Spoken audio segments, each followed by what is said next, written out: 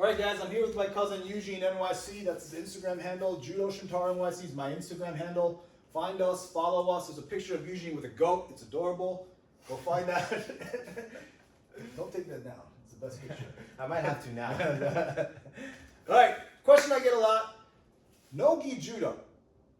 And I get this question all the time. It's like, hey man, can you show us some no Gi Judo where you could shoot it on the legs? It's called wrestling. Okay, this what I'm showing is like a hybrid between wrestling and judo. If you look at a Venn diagram, it's sort of the middle slice. Okay, there's judo elements and wrestling elements, but essentially judo happens in a gi. So no Gi Judo isn't really a thing. But if you were to use judo elements in a no Gi setting, this is what it would be. So how do you use judo in a no Gi setting?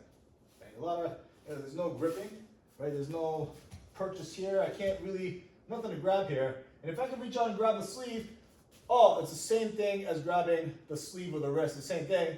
Not really, because this is not as permanent, okay? If he wants to strip this, he could do it pretty easily, okay? Of course, if I had massive gorilla hands, it would be a different story, okay? But if he's wearing the gi, I could hook my fingers on, latch on, and then keep that kind of a position. It's a lot easier to do so with a gi. So it's not as simple as taking the same grips here, here, like a lot of people will make it believe, okay? And the distance is different. Judo happens at this distance, okay? If we're wearing a gi and he grabs my lapel here, now this hand's not going anywhere, pretend you're grabbing a gi, right? It's gonna be very difficult to shoot on the legs, okay?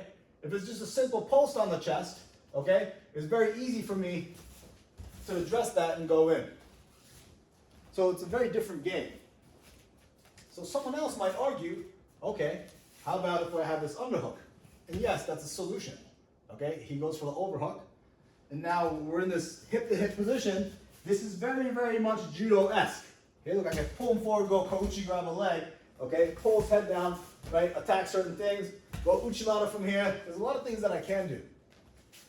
But the two best positions I feel that you can use the judo elements in a no-gi setting is one, in the front headlock position, and two, the double unders.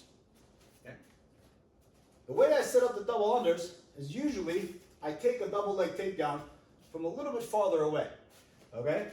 Maybe I set up the shot, maybe I work the head, right? Maybe I go here, and then I take the shot, boom, and then I climb up the body to force sort of this double under position. Okay? When I'm there, right?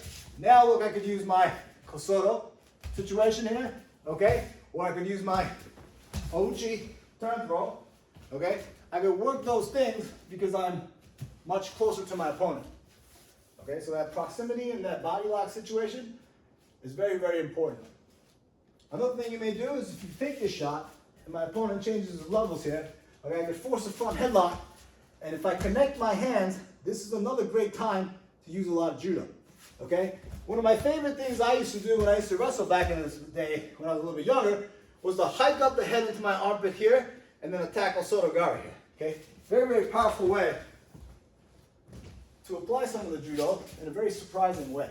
Okay? Because generally, what you see in this front headlock position is forcing this kind of a thing, right? Forcing the opponent's hands down to the ground, go behinds, things of that nature.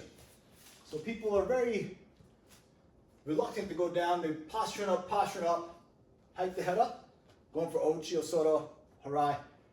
That was sort of my gambit.